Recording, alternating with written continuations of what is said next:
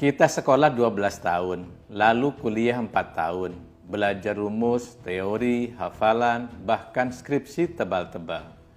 Tapi setelah lulus, kenapa pekerjaan yang tersedia justru tidak butuh semua itu?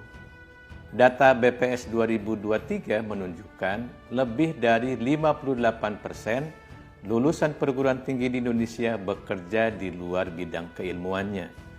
Sementara lebih dari 50% lulusan SMK justru menganggur.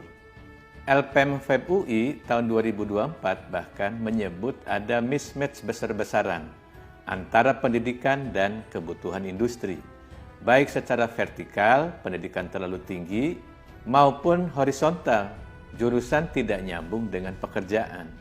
Di sisi lain, 46% perusahaan di Indonesia kesulitan menemukan tenaga kerja yang sesuai. Itu menurut survei Kita Lulus Populix tahun 2024. Ironis, kita punya jutaan lulusan, tapi perusahaan tetap bilang nggak ada yang cocok. Kenapa ini terjadi?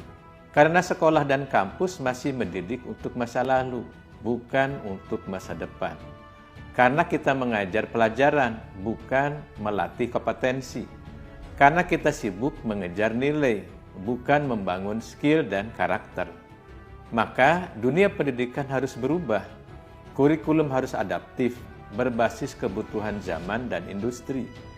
Guru dan dosen harus jadi fasilitator eksplorasi, bukan hanya pengisi papan tulis.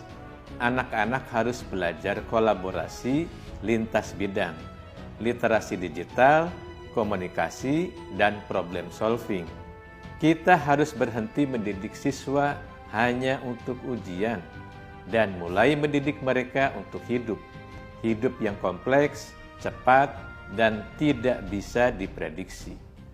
Pendidikan hari ini hanya akan relevan jika mampu membuat anak-anak bukan hanya pintar, tapi juga siap untuk berdaya.